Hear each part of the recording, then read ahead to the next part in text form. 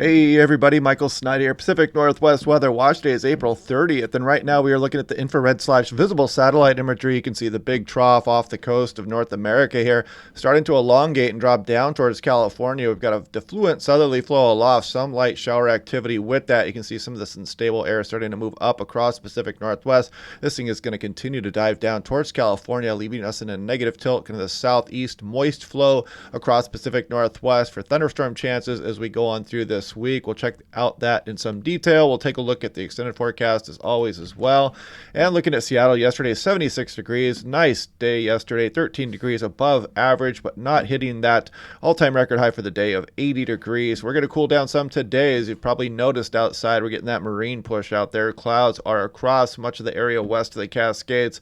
And we're probably going to remain cool again tomorrow, but then we have a chance to warm up a little bit here. Maybe some temperatures up towards 70 degrees. We go through midweek here for some of the Seattle area down towards Portland as well. And we'll take a look at those thunderstorms here coming up now. This is for Spokane National Weather Service. You can see Monday through Thursday afternoon and evening. Watch out for that dangerous lightning, hail, and heavy rain possible with some of these storms. And we'll take a look at where these storms may start tracking here. Start to look into a little bit more detail on some of the timing of these impulses here moving around that big trough settling over California. This is National Weather Service Missoula talking about that scattered thunderstorm potential beginning on Monday. And there's a severe threat with some of these storms as well, especially across places like extreme eastern Washington, Idaho, and maybe some eastern Oregon activity as well. We'll take a look at some of those soundings here in a moment. This is Sneaker Waves. It actually has some decent wave action moving towards the coastline here as we go on in through Sunday and Monday. So we'll take a look at that map here now. And you can see this wave action kind of approaching as we go through the late morning, afternoon today along the coastline. So, watch out. It's kind of a quick rise in some of that wave action here as we go through today, the afternoon, and on in through tomorrow morning here. So heads up for that if you're along the coastline today.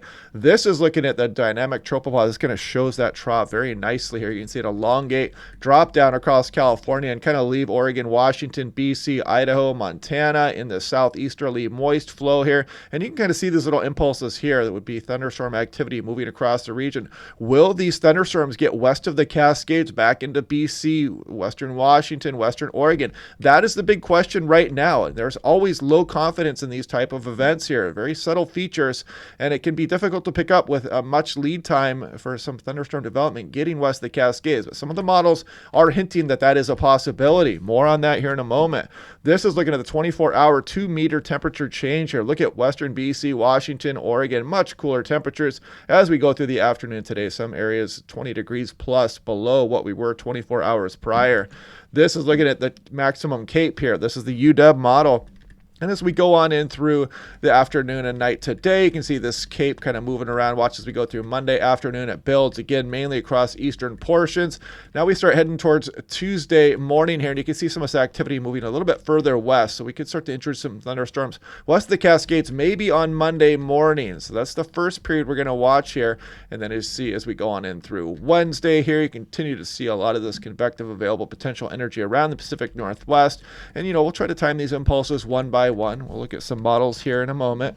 This is lightning flash density potential. And if we scroll through here on the European, you can see that on Tuesday morning, you see that negative tilt occurring here, and you see some of this activity trying to move off the Cascades into western Oregon here. That it could include western Washington, southwest BC right now. I caution not to get too caught up in these details just yet. The main takeaway is we are in this moist southeast flow that could trigger some thunderstorms west of the Cascades, but by no means is this a slam dunk right now. And you can see as we go through Wednesday, this activity continues. We're going to remain unstable as we go on in through the week. This is looking at lightning flash density potential. This is the HER3 CAM, a high resolution model. This is the 12Z run, so it goes out 48 hours. So we go through tomorrow morning, we might see some thunderstorm activity across portions of eastern Washington, northern Cascades, into British Columbia as well. And then as we go on into, and I watch this as we go through Monday afternoon too, this could be some severe activity out there. It's going to be very unstable across portions of extreme western Montana, Idaho, extreme eastern Washington as we go through Monday afternoon. And then you'll see some of this action start to move out west of the Cascades a little bit here, just after midnight on Monday night into Tuesday morning. morning, and you can see some thunderstorms trying to make its way out into western Washington here as well, as you can see western Oregon also. So kind of hinting at that possibility for some thunderstorms making it west of the Cascades. But again, this is something we have to watch closely.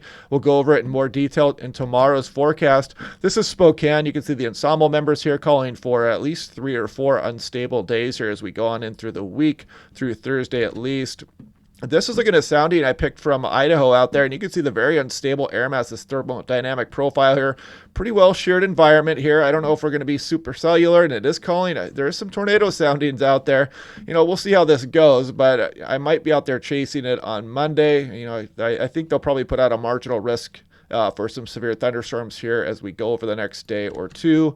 This would be looking at the Washington Cascades, and this would be late Tuesday morning here, and you can see a pretty unstable thermodynamic sounding here, I should say. And, you got some shear in here too, so we could get some organized thunderstorm activity across some of the Cascades. This is looking at the HRRR 3KM. This is the composite reflectivity as we go through the day today. Not much going on, but as we go towards tonight and into tomorrow morning, you see some of this activity moving into eastern Washington here. Maybe a thunderstorm or two at that as we go through the day. Monday, stronger storms possible across Idaho. Go out into Tuesday morning, and you can see some of this activity moving out into western Washington and Oregon shown there. So that's that first wave here, potentially getting out into the western portions of the western Washington, western Oregon lowlands. This is looking at Seattle, Tacoma. Much cooler today versus yesterday. You're probably looking at 13 degrees cooler at least, and that little bit of a bounce back here as we go through midweek potentially here, and then more seasonable temps as we look off in through the extended. This is Portland, definitely cooler today as well, with a potential bounce back Tuesday and Wednesday. Medford down there as well, much cooler, and you can see that seasonable temperatures as we go on into the future. This is Boise. Check it out. It's going to stay warm over there, at least probably through Thursday. Some nice temperatures down there across some of the portions of southern Idaho down there in the valley. But before a potential cool-off here as we go through the end of next week. This is looking at Seattle, Tacoma, and you can kind of see the variability in the amount of precipitation showing up here. And if you look off towards Friday, it looks like a pretty rainy period potentially setting up there. This is something else we'll watch as well, as we've got another trough coming for the Pacific Northwest on into our extended forecast. This is looking at the 6 to 10 day temperature probability outlook, and you can see kind of the orientation of this trough as it sets up over California, allowing for some warmer air back up over some of Washington, Oregon, Idaho, and some cooler weather expected across southwest Oregon. This is a 6 to 10 day precipitation probability outlook through May 9th shown here. Now, this is looking out towards summertime. This was released April 20th. I don't know if I showed this or not, but you can see much of the west here with this above average signal as we go through July, August, and September of 2023. And look at this, kind of a below average signal. We're already very dry this time of year, so any kind of below average signal is worth noting here across the Pacific Northwest. This is seasonal temperature outlook. We're looking way out into Fantasyland here now, November, December, January, but you can see maybe a warmer than normal winter coming up here for the Pacific Northwest with El Nino knocking on our door. This is definitely not out of the question, and this is looking November, December, January at the same time frame there. Look at this below average signal here across the Pacific Northwest. Very interesting, something we'll watch here through the upcoming months. So one more thing I want to look at here quickly. I want to show you guys this here. So I didn't scroll out far enough. You can see the trough over California here, but then the next one starts rolling towards the Pacific Northwest as we go on in through the end of the week here. And look at this one, another chilly trough setting up shop here across Pacific Northwest potentially. So this could be our next weather maker here as we go on in towards later this week and next weekend here. As you can see, that trough means business here, and it's setting up right over the Pacific Northwest. But anyway, yeah, I may be out there chasing. I chased some dust devils yesterday. I tried to set up a live stream, but it's really tough because without looking at from a drone perspective, the dust devils doesn't really do it justice a lot of the times here. But if I do go out severe weather chasing across some Idaho and eastern Washington, I will be live streaming at that time. We'll do some Q&A and whatnot too before the chase actually occurs. So anyway, hope you guys are having a good day out there. We had a little heat wave going on here, or a little warm up, I should call it. It's not really a heat wave, but anyway, yeah, we're cooling back down west. We're going to cool back down across the region here for the next couple of days, potentially bouncing back as we go through midweek coming up here. But anyway, I'm rambling on here a little bit. Yeah, we'll do this again tomorrow, and I will talk to you guys then.